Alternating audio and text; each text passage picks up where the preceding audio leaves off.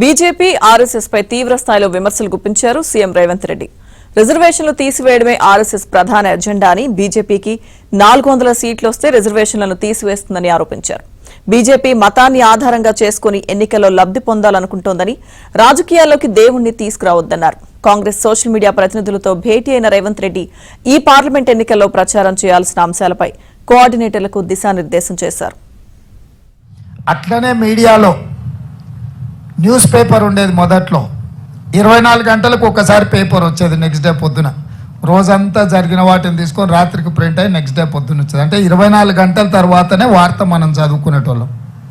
అది ఆలస్యం అవుతుందని ఇట్లాంటి కొంతమంది జర్నలిస్టులు న్యూస్ ఛానల్స్ తీసుకొచ్చారు. న్యూస్ ఛానల్స్ ప్రతి గంటకు ఒకసారి అది జరిగిన మొదట్లో న్యూస్ ఛానల్ వచ్చినప్పుడు ఉదయం 7 గంటలకు, మధ్యాహ్నము 1 గంటకు, సాయంత్రం 7 గంటలకు ఉండేది. అంటే రోజుకు 3 సార్లు బులెటిన్ వచ్చేది. ఇది కూడా కష్టం అని చెప్పి 1 అవర్కి వచ్చేసింది. ప్రతి గంట 7 గంటలకు, 8 గంటలకు, 9 గంటలకు, 10 గంటలకు ఇట్లా వార్తలు చూపించే పరిస్థితి వచ్చింది.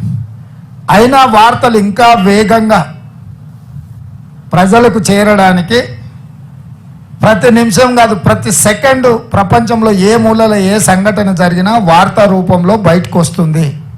అదే social media on the spot. ఈ పార్టీని అధికారంలోకి తేవడం అనేది సెమీఫైనల్స్ మాత్రమే. ఫైనల్ గేమ్ ఇప్పుడు ఉన్నది. ఫైనల్స్ ఇప్పుడు ఆడుతున్న మోడీతో ఆడుతున్నది మనం ఫైనల్స్. సెమీఫైనల్స్లో కేసీఆర్ ఓడించినాం, అంటే బంగ్లాదేశ్ ఓడించినాం సెమీఫైనల్స్లో. ఇప్పుడు ఫైనల్స్లో పాకిస్తాన్తో కొట్లాడాలి మనం.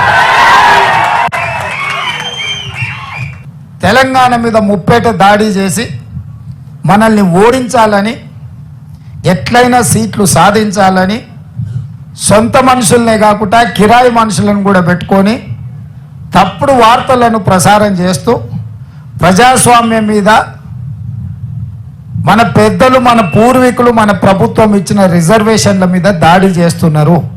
కానీ ఎన్నికల గెలుపు ఎందుకు కీలకం అంటే, ఈసారి బీజేపీ వాళ్ళు అడుగుతున్న 400 సీట్లు వస్తే రాజ్యాంగంలో సమూలమైన మార్పులు తీసుకొచ్చి రిజర్వేషన్లు రద్దు చేయాలని కుట్ర జరుగుతుంది. వాళ్ళ గతంలో 3 తలాక్ కావచ్చు, సిటిజన్ అమెండ్మెంట్ యాక్ట్ కావచ్చు, యూనిఫామ్ సివిల్ కోడ్ కావచ్చు, 370 ఆర్టికల్ కావచ్చు, నోట్ల రద్దు కావచ్చు, జిఎస్టీ కావచ్చు, రైతు వ్యతిరేక నల్ల చట్టాలు కావచ్చు, ఇట్లా ప్రతిదీ ప్రతిపక్షాలు అన్ని వ్యతిరేకిస్తున్నా సింపుల్ మెజారిటీతోని పాస్ చేయొచ్చు. కాబట్టి వాటి అన్నిటిని పాస్ చేసుకొని చట్టాలను అన్నిటిని కూడా వాళ్ళు ఇష్టారాజ్యంగా మార్పులు చేశారు. ఇప్పుడు రాజ్యాంగ సవరణ రిజర్వేషన్లు తీసేయాలి అని అంటే 2/3 మెజారిటీ కావాలి. 2/3 మెజారిటీ అంటే దగ్గర దగ్గర 400 అనుకోండిగా. అందుకే ఇవాళ 400 సీట్లు అడుగుతున్నారు. ఇస్ బార్ 400 పార్ అని ఎందుకంటారంటే, వాళ్ళు రాజ్యాంగాన్ని సమూలమైన మార్పులు చేసి టోటల్గా ఎస్సీ, ఎస్టీ, ఓబీసీ రిజర్వేషన్లు రద్దు చేయాలని కంకణం కట్టుకున్నారు.